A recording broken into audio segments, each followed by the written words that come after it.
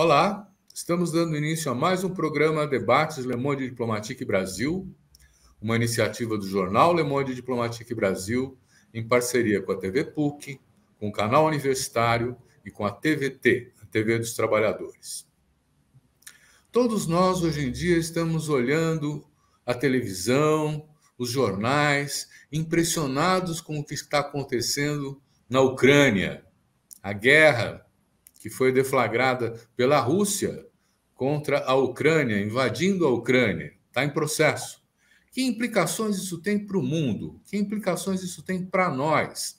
Até onde vai chegar essa insanidade da nossa humanidade? Para tratar dessas questões, nós convidamos dois especialistas que eu vou apresentar para vocês agora. Eu quero apresentar o Rodrigo Medina, que é professor de História das Relações Internacionais da Unifesp. E quero apresentar para vocês também o Oswaldo Codiola, que é professor titular da Universidade de São Paulo, na área de História Contemporânea. Quero agradecer aos dois pela disposição de participarem desse papo conosco, né?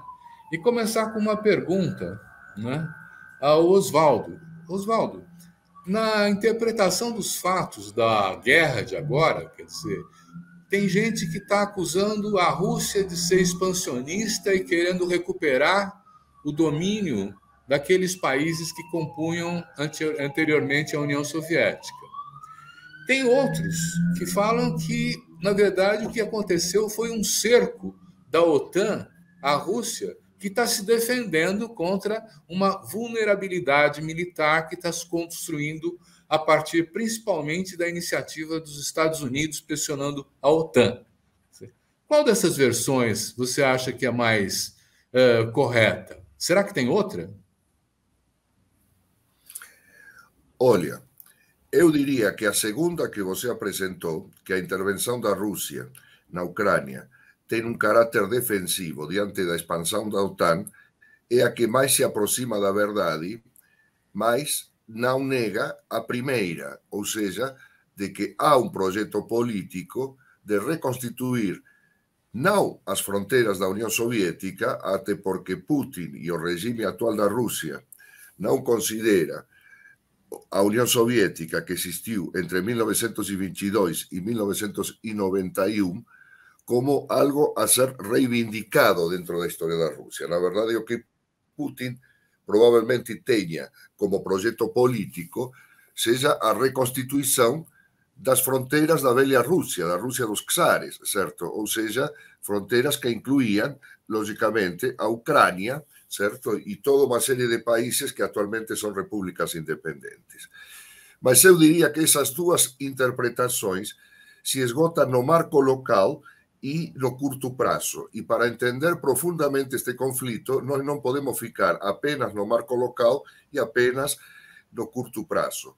O que nós estamos vivendo, e isso implica não apenas aquela região do mundo, mas todas as regiões do mundo, inclusive a nossa, certo? Daí que, curiosamente, certo, nosso presidente Jair Bolsonaro, certo, que estava com muitos problemas internos, tenha buscado atingir uma estatura de, digamos así, ator internacional, se comunicando sistematicamente com Putin ao longo deste conflito. O processo de longo prazo é o seguinte: em 1991, com a dissolução da União Soviética, se falou que estávamos entrando numa nova era do mundo. Essa nova era do mundo, a qual se chamou de globalização e de fim da Guerra Fria, certo?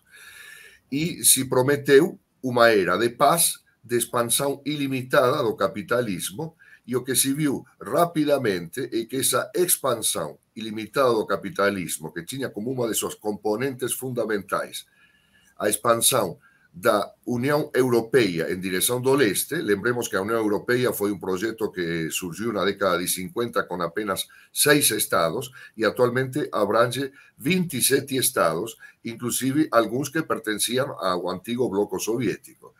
Essa expansão foi uma expansão não de caráter econômico e político, como se foi apresentada em seu momento, mas foi, antes do mais, uma expansão de caráter militar.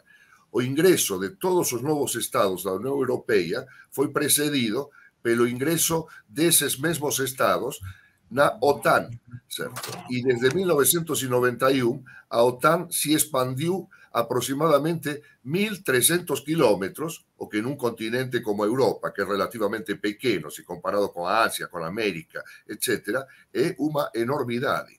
Ou seja, que nós tivemos, antes do mais, um processo de expansão político-militar e principalmente militar, certo? Dessa aliança em direção do leste.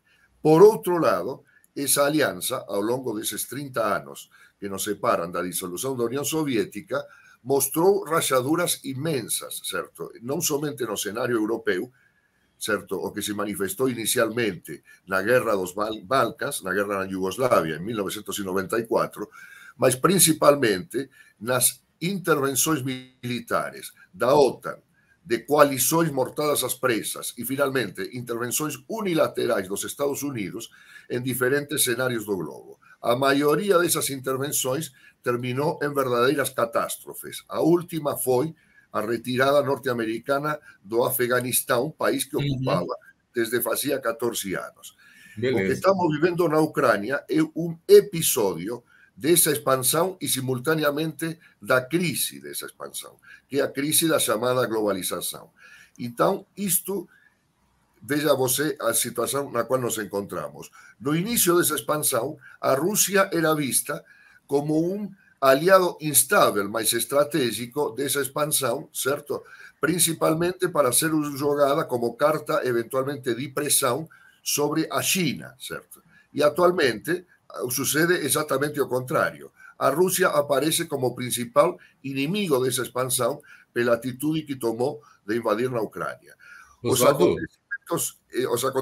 Para concluir, os acontecimentos que estão na Ucrânia, dramáticos, bom, podem ter soluções muito de curto prazo. Nós estamos tendo atualmente um diálogo entre o governo ucraniano, certo, e o governo russo. Provavelmente haja uma trégua ou provavelmente haja um ataque maciço da Rússia sobre a capital e sobre as principais cidades ucranianas.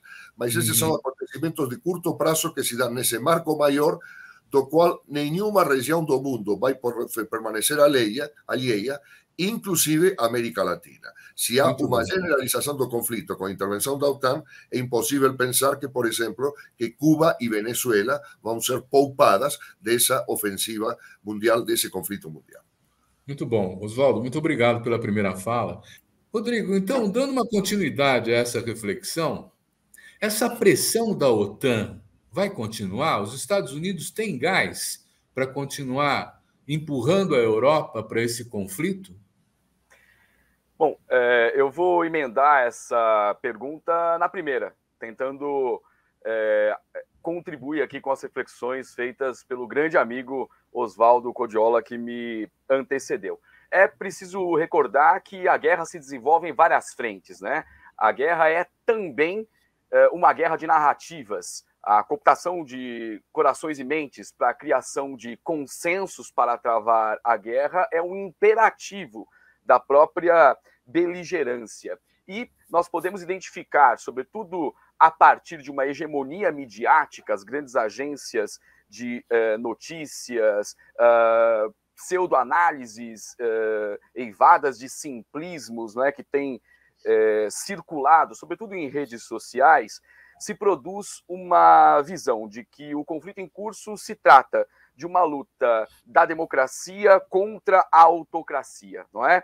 Ou seja, a União Europeia e a OTAN soprando ventos de liberdade, não é? E baseada na defesa do direito internacional, contra uma autocracia anexionista russa, não é? Que, por sua vez, baseia suas ações no concurso da força. Bom, é preciso, frente a essa narrativa, que nas teorias das relações internacionais, não é, está bastante alinhada a posturas liberais, não é, que compreendem de uma forma bastante simplista também o processo de avanço de liberdades democráticas com avanço ou a mundialização das relações capitalistas, sem levar em consideração o mais amargo das suas contradições. E o papel que a própria guerra tem a cumprir para o avanço de capitais, né? Vamos lembrar aqui um autor na minha concepção, de suma importância, o Giovanni Arrighi, para dizer que,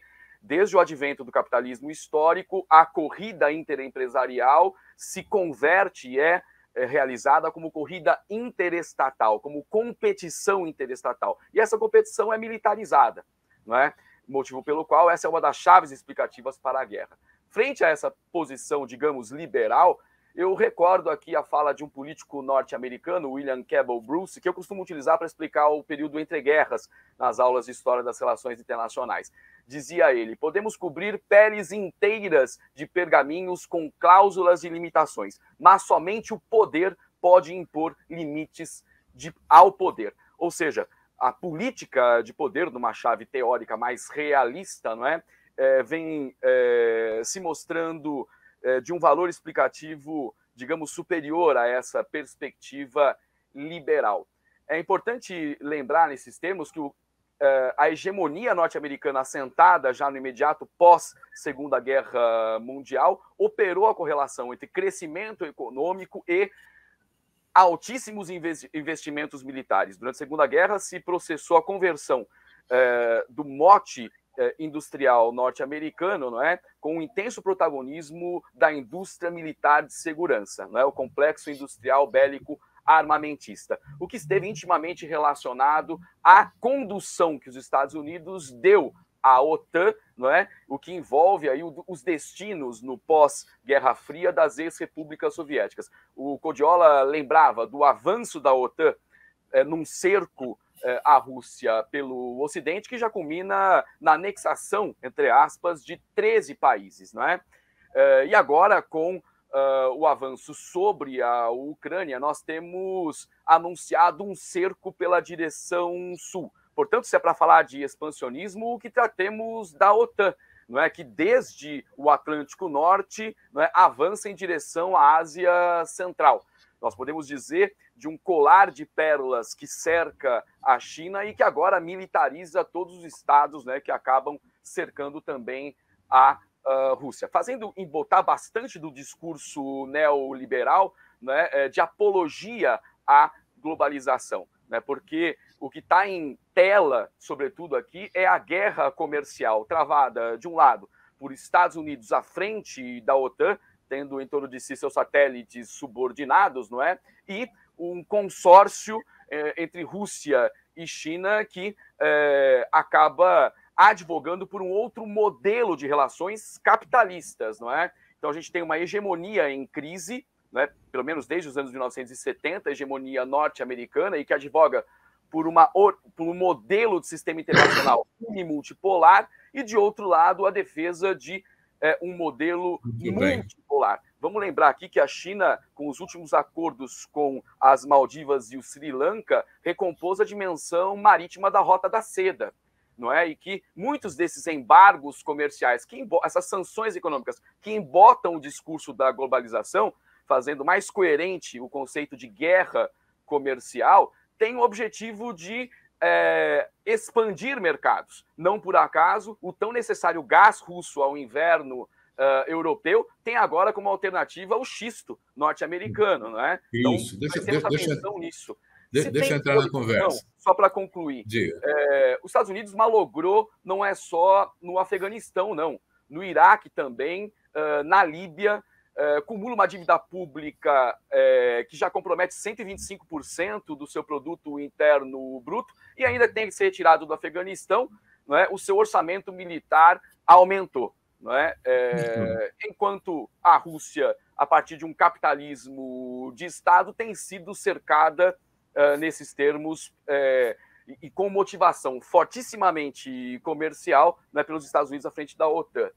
Vejamos os próximos passos, porque se nós atualizarmos o quadro, nós temos um anúncio aí ontem do Putin em relação à posição de alerta para operadores de armas nucleares. Então, nós temos aí o alcance de um outro nível de tensionamento muito próximo àquele da Guerra Fria, e temos que estar atentos para isso.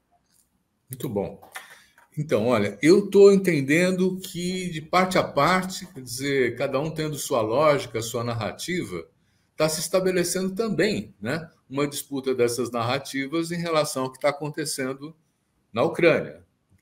Tem gente que está fazendo análise de que se o povo entrar em armas, nós podemos ter um período de guerrilhas longo, né? E que depende muito da capacidade hoje da Rússia conseguir se impor rapidamente, buscando uma negociação a seu favor. No entanto, tem retaliações que já começaram, né? Quer dizer, a União Europeia, vários países da União Europeia estão mandando armamentos, a União Europeia está buscando fazer um bloqueio financeiro da Rússia nos mercados internacionais.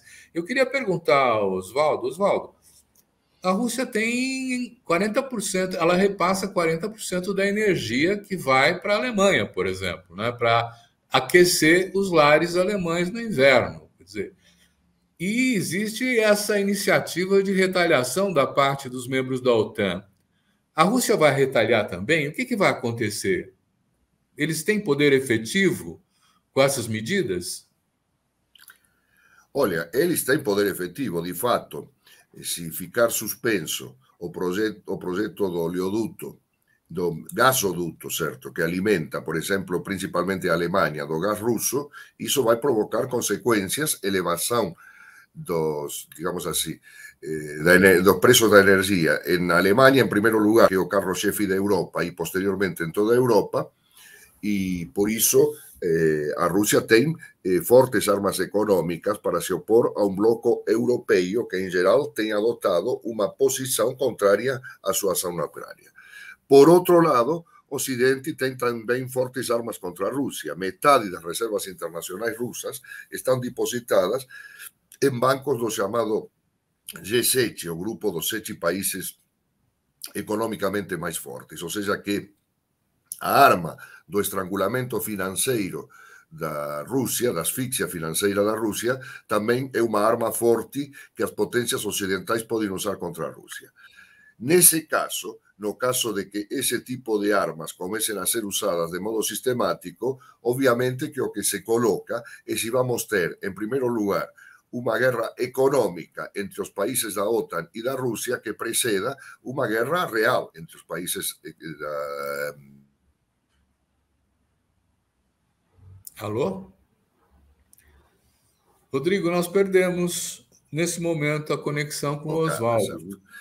Efectivamente, pode haver uma ocupação militar completa da Ucrânia por parte da Rússia.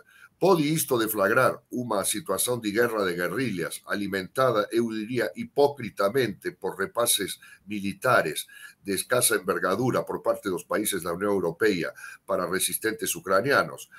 Eu diria que isto non teria unha completa relación, certo, con a pasada historia de Ucrania, e non estou referindo á historia de Ucrania do século XV, certo, e ao seu papel na formación do que actualmente se coñece como Rusia. Kiev, a capital da Ucrania, foi a primeira capital do Imperio Ruso, moito antes de Moscou, certo? Porque ten a ver, por exemplo, con a resistencia que guerrillas ucranianas fixeran a adesão, certo, da Ucrania à União Soviética em 1920. Houve um episódio de guerra de guerrilhas e posteriormente houve guerra de guerrilhas também durante a Segunda Guerra Mundial, quando a Ucrânia foi ocupada pelas tropas nazistas. Ou seja, que nós temos toda uma tradição de guerra de guerrilhas. Evidentemente que essas guerras de guerrilhas non foran o fator decisivo no destino da Ucrânia, mas tiveran seu papel, certo? Há unha velha tradición nacionalista ucraniana que pode se expresar inclusive dentro de unha guerra de guerrillas. Mas esas guerras de guerrillas se produciran no cuadro de conflitos mundiais. Pode haber un novo conflito mundial. Podemos ter superado ese período que Hobsbawm chamou de Segunda Guerra dos 30 anos, a guerra entre 1914 e 1945, que incluiu as dúas chamadas guerras mundiais do século XX e entrarmos numa nova guerra dos 30 anos, certo? Envolvendo todos os atores internacionais importantes. Ese é o cenário possível e, evidentemente, máis preocupante para o mundo, certo? Porque unha nova guerra dos 30 anos, pensar que Brasil, Argentina, Cuba, Venezuela, México vão estar fora de unha guerra dos 30 anos, de unha nova guerra dos 30 anos, nas condições económicas, políticas e militares mundiais é unha ilusão. Unha nova guerra mundial vai ser unha guerra mais mundial do que todas as guerras mundiais precedentes, certo? Muito bom. Portanto, é isso que está em jogo e que dá todo o seu sentido para concluir, certo? A preocupação que tem se expressado a partir de manifestações que serão seguidas de contramanifestações nos principais países europeus, nos Estados Unidos e na própria Rússia em relação à guerra. Falta o último elemento, falta que haja uma intervenção popular, que haja uma intervenção que a questão se transforme em objeto de debate democrático e aberto em todos os países do mundo, porque até o momento quem tem falado e atuado no atual conflito são apenas os representantes dos poderes. Eu queria, então, me dirigir ao Rodrigo. Rodrigo, tem também essa ameaça dos ciberataques, né? Quer dizer, que parece que a Rússia tem desenvolvido uma capacidade muito grande de intervir nas redes sociais mundiais. Isso é previsível também? Vai acontecer? Já tem acontecido. Há notícias de uma guerra cibernética que já produziu efeitos, não é? A Rússia tem sido objeto desses ataques desde pelo menos os 2 últimos dias. Uma das principais emissoras de televisão russa foi hackeada e tem transmitido uma verdadeira, entre aspas, narrativa sobre a guerra na Ucrânia. E, enfim, um valor absolutamente fundamental para todo e qualquer conflito militar é a informação. E a informação, nesta era da revolução informacional, inaugurada aí em meados dos anos 1980 e de lá para cá intensificada, tem feito com que o fluxo global de informações da seara econômica à política tenha trânsito a partir desse suporte, o que muda bastante, não é, esse aspecto dos conflitos militares, os ataques cibernéticos, os mecanismos de defesa e daí por diante, né? Vamos lembrar que para o sistema financeiro internacional, não é, o controle sobre esses meios de informação é absolutamente fundamental, né? Se você me permite uma parte, retomando a questão anterior feita ao amigo Codiola, eu queria falar um aspecto sobre o nacionalismo ucraniano que diz respeito aos discursos, não é, do Zelensky tentando operacionalizar, instrumentalizar elementos desse nacionalismo. Vamos dizer aqui do que se trata o nacionalismo ucraniano, pegando um marco fundamental que é o da formação da OUN, né? Usando aqui a sigla em língua portuguesa, em 1929, é o grupo que se identifica pela bandeira preta e vermelha e que a reivindicação da criação de uma Ucrânia independente associa o discurso como doutrina política, reivindicando elementos pseudocientíficos de uma composição etnicamente pura. O discurso é eugênico, remonta ao século XIX e associa a esses elementos de eugenia intensa carga de antissemitismo e de anticomunismo também, não é? O que ajuda a entender porque também parte da população ucraniana recebe os invasores nazistas como libertadores, não é? Ao invés de invasores. Nós temos um intenso contingente ucraniano, inclusive incorporado a batalhões nazistas, e algo em torno aí de 80 mil voluntários só para as SS, né? Contingentes que se destacaram pela crueldade contra judeus e contra russos. Por exemplo, a liderança mais importante desse movimento, Stepan Bandeira, né, que chegou a ser preso pelos nazistas ao proclamar uma Ucrânia independente em 1941, depois de terminada a guerra, foi retirado dali, enviado para os Estados Unidos com a tutela da CIA. Ele morreu em 59, né, depois foi objeto de toda uma polêmica, porque foi convertido em herói nacional, mas é preciso divisar aqui que nas disputas presidenciais ucranianas, esses setores, a ON não é o único grupo, não é, ultranacionalista com caracteres, não é, eugenistas, anti-russos. São vários grupos. Eles disputam o espectro político compondo-se aí candidatos pró-Ocidente, muito ligados a esses grupos nacionalistas de ultradireita e candidatos, entre aspas, pró-russos, não é? E nesse contexto, nós registramos pelo menos 2 intervenções importantes na política ucraniana quando da vitória eleitoral de candidatos pró-russos, incluindo um golpe jurídico-parlamentar em 2014, vejam só que data interessante, não é? No bojo das revoluções coloridas também levantes que têm o objetivo da produção de mudanças de regime. Nas estratégias da política externa norte-americana, a gente chama essa estratégia de redirecionamento. Eu queria só colocar esse elemento para a gente entender que forças estão sendo conclamadas quando o discurso nacionalista tende a insuflar ânimos, invocar um espírito pátrio. A gente tem que colocar pontos nos is para dizer que demônios estão sendo libertos de uma caixa de Pandora. Não que ela tivesse sido fechada no pós-Segunda Guerra Mundial, não. Muito bom. Oswaldo, a China fez uma declaração recente num encontro do Putin com o presidente da China, né? Dizendo assim, nós somos uma aliança inseparável, né? Alguma coisa desse jeito. A China pode neutralizar essas sanções econômicas dirigidas à Rússia, abrindo seu mercado?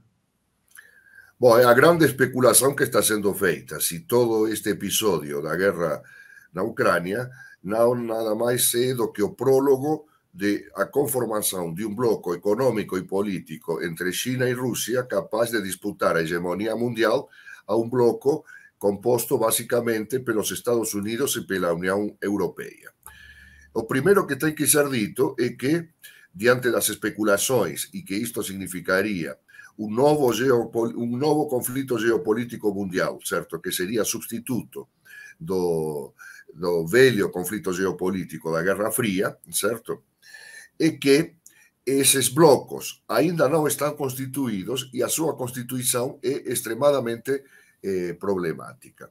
Em primeiro lugar, desmente por completo a ideia de que o que vivemos a partir de 1991, no período conhecido como pós-Guerra Fria e globalização, é a constituição de um capitalismo com suas diversas partes tendo interesses basicamente armónicos e secundariamente competitivos, que asseguraria um período de expansão praticamente ilimitada do capitalismo mundial. Era a grande aposta do livro de 1989 de Francis Fukuyama. Este cenário não se confirmou. No curto prazo, o papel da China vai ser decisivo em todo este conflito. Em qualquer hipótese, nós vimos que o posicionamento internacional, inclusive o posicionamento da China no Conselho de Segurança das Nações Unidas, e o posicionamento indo para nosso cenário latino-americano, oficial do governo cubano, não tem sido posicionamentos de apoio à intervenção russa na Ucrânia. Tem sido posicionamentos, a China se absteve na votação a respeito, certo? No Conselho de Segurança das Nações Unidas, certo? Ou seja, certamente que não aprovou a moção de condena à intervenção russa, mas também não votou em contra. Ou seja, teve um jogo próprio em todo este conflito, certo? Mesma coisa pode se dizer de Cuba. Cuba, no caso da América Latina, adotou uma posição em favor de uma solução, certo? Que contemple os interesses de todas as partes envolvidas e que seja de caráter pacífico.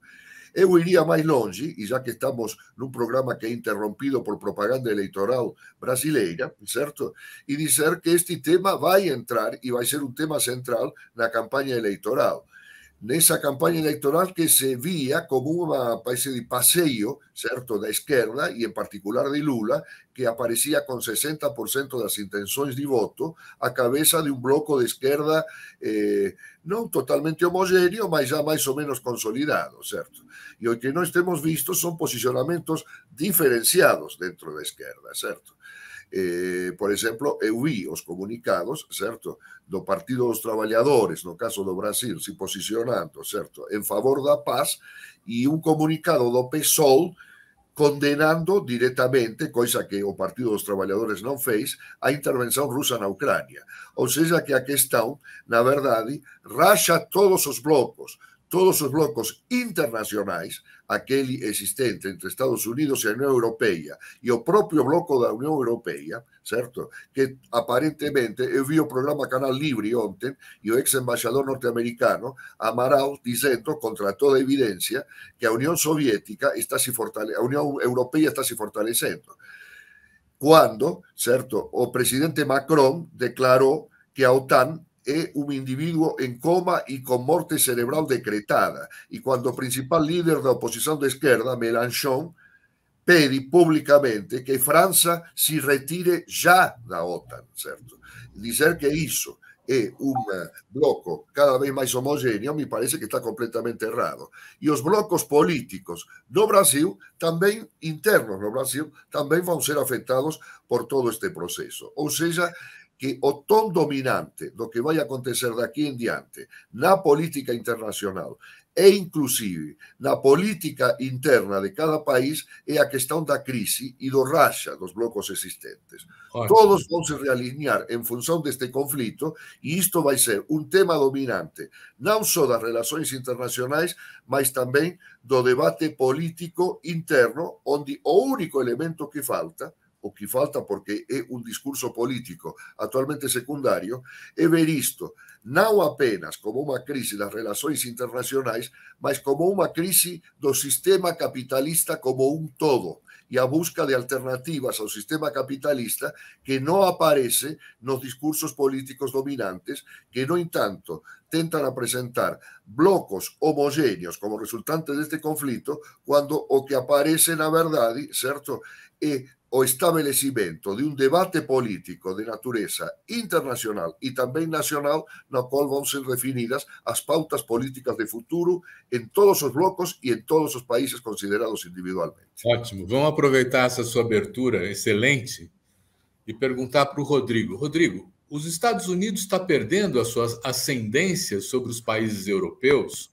Porque, veja, o Macron foi falar diretamente com o Putin, né? O Olaf da Alemanha também, né? As posições são meio divididas na União Europeia em relação ao que fazer, e os Estados Unidos estão mostrando uma incapacidade de liderança muito grande, né? Esses blocos estão desmontando mesmo? Como é que vai ser?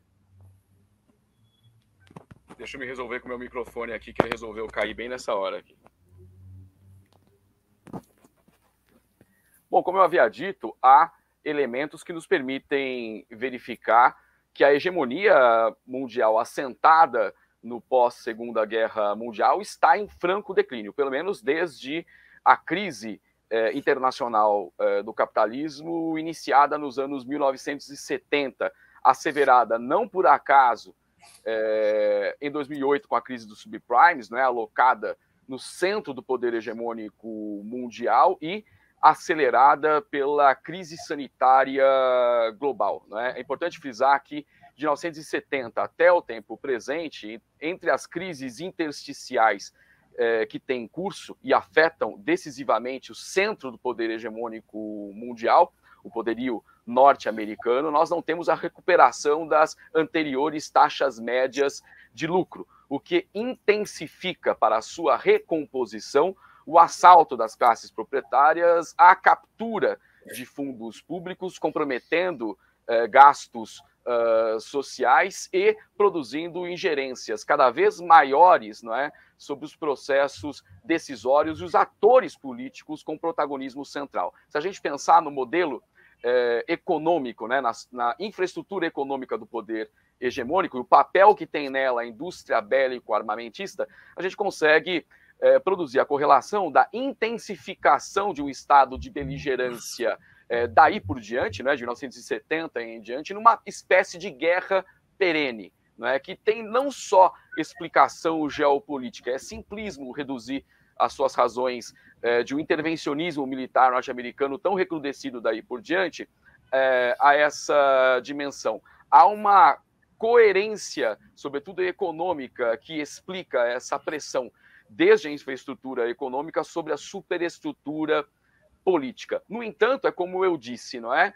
é uma dimensão do poder hegemônico baseada na capacidade do uso da força que vem sendo desacompanhada da eficácia de um discurso de liderança intelectual e moral, para usar aqui o conceito de hegemonia elaborado pelo italiano Antonio Gramsci, transportado para as relações internacionais por autores como Giovanni Arrighi, Manuel Wallenstein, entre outros. Então, essa perda da liderança, que foi construída nos anos 1980, por exemplo, com a difusão de miragens como o do American Way of Life, a indústria cinematográfica, televisiva, literatura, jornalismo, né, atuaram incisivamente para que esse construto resultasse no que o Gramsci chamaria de eficácia social do mito. O mito da superioridade intelectual e moral correlacionado à grandeza econômica e à fortaleza militar norte-americana. Né? Os únicos capazes, não só materialmente, mas intelectual e moralmente, de defender o mundo livre. Muitas aspas nisso. Essa carência de protagonismo que você acaba de apontar informa que esse poder hegemônico já está de tal forma deteriorado que o discurso da liderança não mais é capaz de produzir a coesão dos elementos do sistema para a manutenção de relações políticas internacionais cada vez mais baseadas pelo instrumento da guerra. Não é? Não que a guerra tente de cumprir a sua função econômica nesses termos, como a gente colocou em termos de competição, de guerra comercial, não é? Mas ela tem como anverso o desgaste político cada vez maior, não é? Que coloca a instabilidade desse sistema em primeira plana. Não é? Então, o que nós estamos assistindo pode ser um fim de ciclo de poder hegemônico, não é? Que é sempre caracterizado como caos sistêmico, para retomar a teoria elaborada pelo Giovanni Arrighi. Não é? Não que a hegemonia esteja efetivamente sob disputa, não que os atores, por exemplo, Rússia e China, tenham consciência de suas aspirações hegemônicas. Eles militam por pautas concretas do tempo presente que dizem respeito a um sistema internacional multilateral que interessa ao capitalismo de Estado que eles protagonizam. No caso russo, protetivo das suas oligarquias econômicas, porque são modelos de sistema capitalista que estão em jogo aí. O que se demonstra aí é a decomposição de um modelo de mundialização do capital, baixo políticas neoliberais que não se sustenta, não é? A não ser na dimensão do discurso aforístico pró-globalização. No mundo real e concreto, os povos amargam o que há de pior. E nesse momento, quem amarga essas contradições é o povo ucraniano. Nós temos aí 352 mortes e 14 crianças como resultado dessas políticas.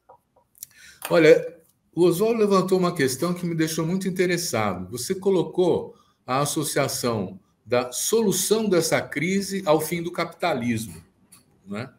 E, quer dizer, na verdade, o que nós estamos vendo hoje é a proeminência das grandes corporações que têm um faturamento maior que o PIB de muitos países que estão mandando no mundo e que ninguém consegue tirá-las daí, não é? Então, eu fico pensando assim, já existia aquela discussão socialismo ou barbárie. Se nós não estamos num mundo da barbárie hoje, sem perspectivas de ultrapassar essa fronteira que nos daria um outro horizonte e outras esperanças, Oswaldo?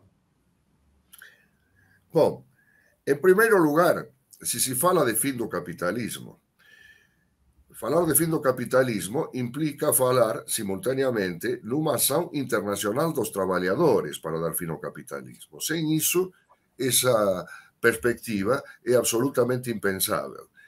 A perspectiva de uma ação internacional dos trabalhadores diante do conflito mundial, agora gozado pela questão ucraniana, se coloca no cenário internacional atual. Actualmente no se coloca como alternativa política. Eso es evidente porque no existe ningún elemento político, ninguna internacional operaria como era internacional socialista en la véspera de la Segunda Guerra Mundial, la Primera Guerra Mundial, o a internacional comunista en la véspera de la Segunda Guerra Mundial, que aparezca como portadora de un proyecto de esas características.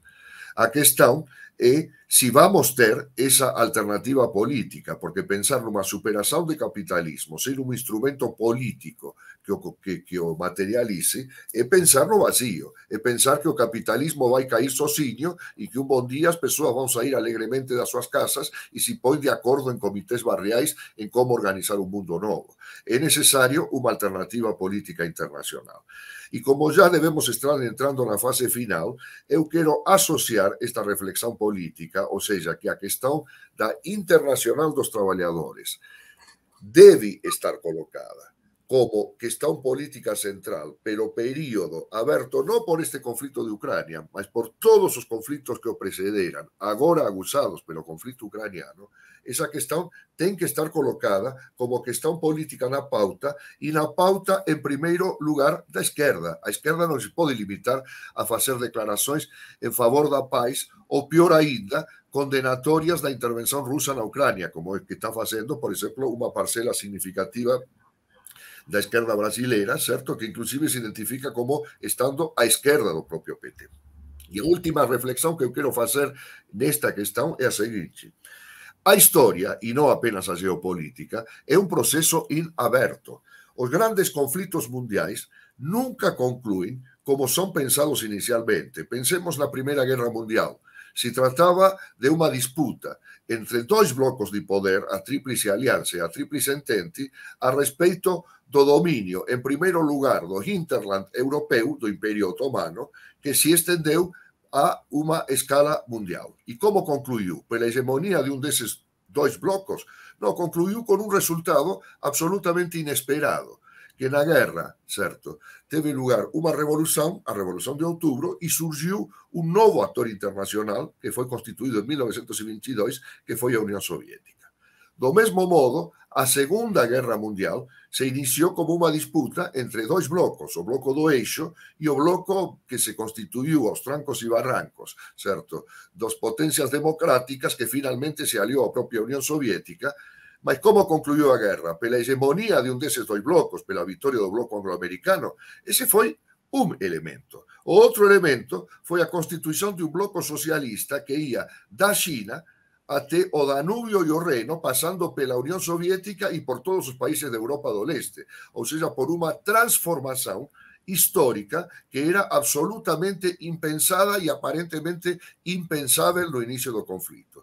Eu acho que nós estamos nos inícios de um conflito de alcance mundial e que as possibilidades históricas estão completamente em aberto e não estão apenas delimitadas pelas aspirações políticas dos blocos que provisoriamente aparecem como protagonistas deste conflito. A história é um processo em aberto e a questão, certo, de que os trabalhadores tenham uma intervenção política que não passe pela autorização dos atuais mandantes dos blocos do poder é uma questão que está na agenda política e falta que a esquerda apoie de modo explícito através de um debate político internacional a respeito. Rodrigo, o que nós podemos então esperar para o Brasil frente a essa situação de conflito mundial que está se desenhando?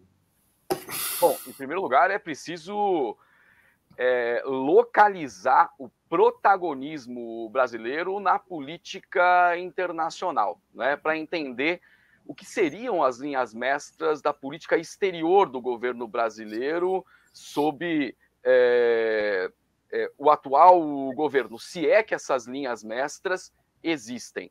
E eu coloco isso em dúvida em razão das vacilantes posições anunciadas nos últimos dias, não é, pelo governo brasileiro. Mas antes de tratar delas, eu queria localizar o governo de Jair Bolsonaro no espectro internacional. Porque, por exemplo, o Zelensky, não é, que, ao contrário do Bolsonaro, não era um político profissional, não é? Não passou 3 décadas, não é, de relativo aprendizado dos mecanismos de funcionamento da institucionalidade, por exemplo, parlamentar. Ele tem em comum o discurso antipolítica e, inclusive, a expressão velha política como o inimigo primeiro, não é, de um outro tipo de governança que não consegue transcender os elementos discursivos. E vamos lembrar que na campanha presidencial do Zelensky, ele afirmava a estratégia de aproximação com o Ocidente, o que agrada bastante ao nacionalismo ucraniano, incluso aquele de vertente mais extremada, não é? Xenofóbico e anti-russo,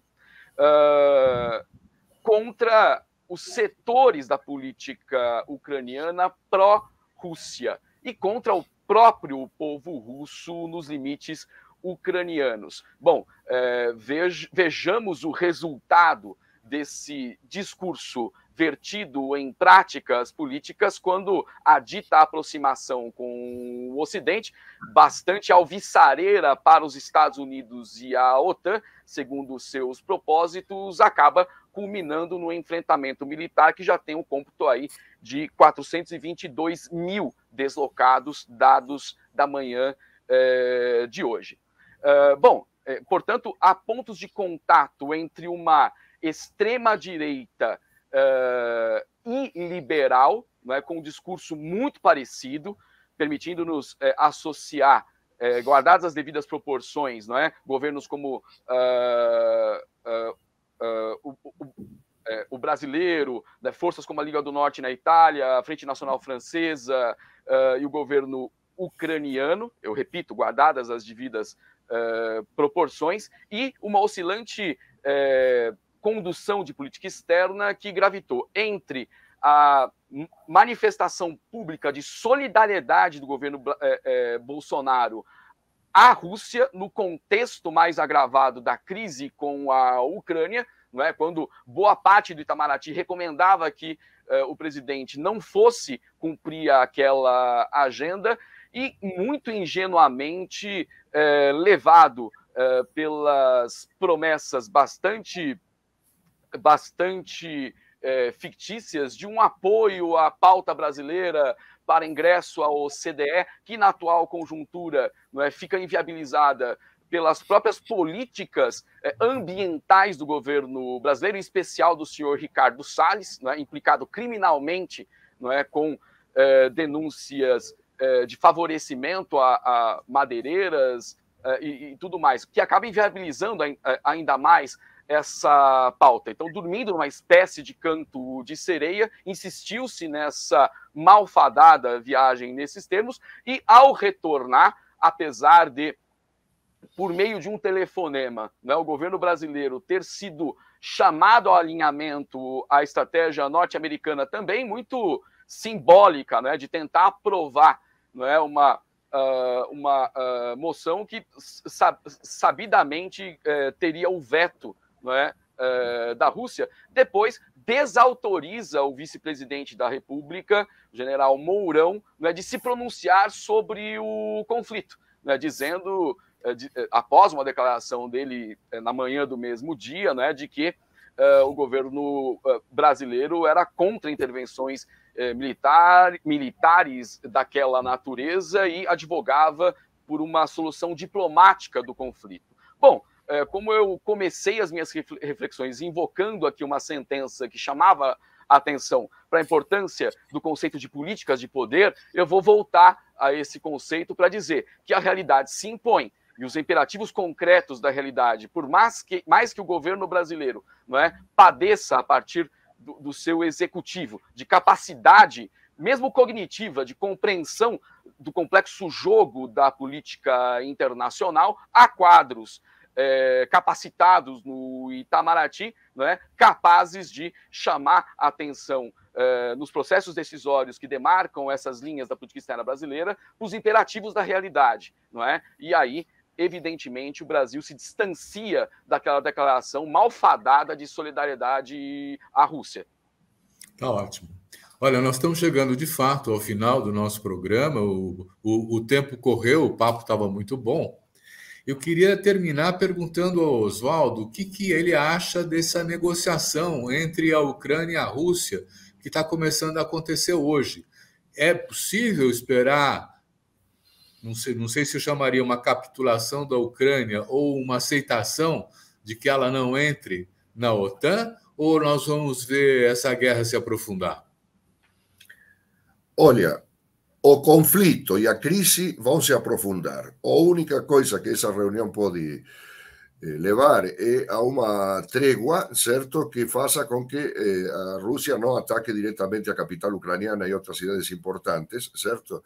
Mas a Rússia já pôs de prontidão seus arsenais nucleares de um lado e já tem reconhecido, agora não de modo informal, mas oficialmente, as repúblicas do leste da Ucrânia, que são regiões de maioria de composição étnica russa e que têm, evidentemente, aliados da Rússia nos seus governos. Ou seja, que esse conflito não vai desaparecer por essas conversações. Esse conflito, o conflito ucraniano, está aí para valer. Pode haver uma trégua imediata, mas o conflito vai permanecer, porque os elementos que foram postos em movimento, não apenas na Ucrânia e na Rússia, mas em toda a Europa e no cenário mundial, já foram postos em movimento e não há como recuar desse movimento. No máximo pode haver uma trégua de curto prazo, onde provavelmente se redefinan algumas das políticas. Se há um statu quo, certo? As tropas russas estão aí na Ucrânia. Elas não vão recuar imediatamente porque se chegue a um acordo. As tropas que estão aí vão permanecer aí. E isso dá um estatuto estranho à Ucrânia, porque de um lado está na pauta sua incorporação à OTAN e, por outro lado, seria um país militarmente ocupado pelas tropas russas. Vocês podem imaginar que isso é uma contradição explosiva e absolutamente incontrolável, certo?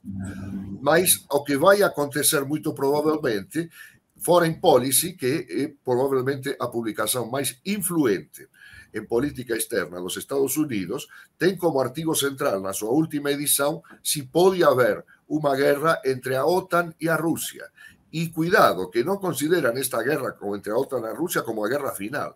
Consideram apenas como início de um conflito de características mundiais. Ou seja, o que se Ucrânia, novamente, e é o pobre o dramático, não diria pobre, destino deste país, é novamente um elemento central da política mundial. Ou foi depois da Revolução Russa.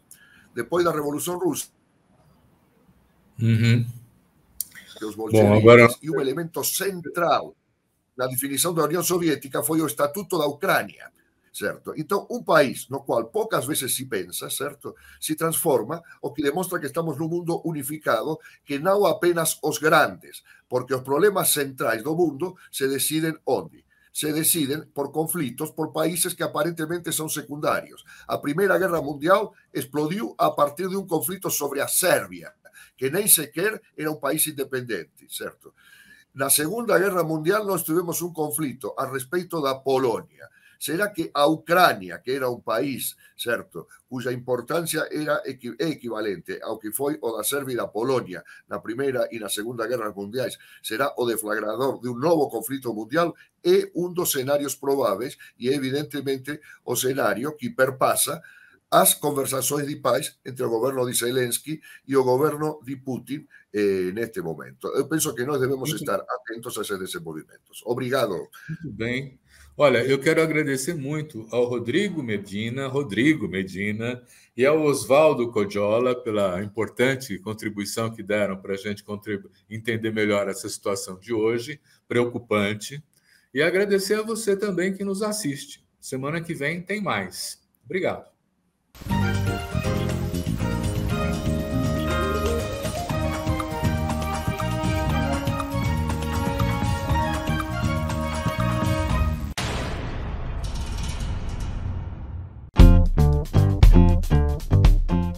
O curso do ACCA oferecido pelo PUC de São Paulo é uma estratégia super inovadora no Brasil. O ACCA é um parceiro indispensável para profissionais da área de finanças, auditoria, governança e até mesmo profissionais que queiram seguir uma carreira fora do Brasil, por dois simples motivos. O curso oferecido pelo PUC é em inglês, ou seja, mantendo uma consistência global até exigida pelo ACCA e, mais importante, colocando não só a PUC, mas os estudantes num patamar de nível internacional. Segundo, o ACCA é super respeitado tanto por empresas e profissionais no mundo desenvolvido, e você, como estudante e membro do ACCA, vai sempre estar se atualizando, desde mudanças tecnológicas, como por exemplo blockchain, até mudanças da ordem de governança climática que afetam os balanços das empresas. Ou seja, você ingressando no mercado agora, seguindo uma carreira, o ACCA só vai agregar valor à sua carreira. Ou se você se formou há algum tempo, como é o meu caso, e queira empreender, o ACCA também vai agregar muito valor aos serviços que você irá prestar aos seus clientes.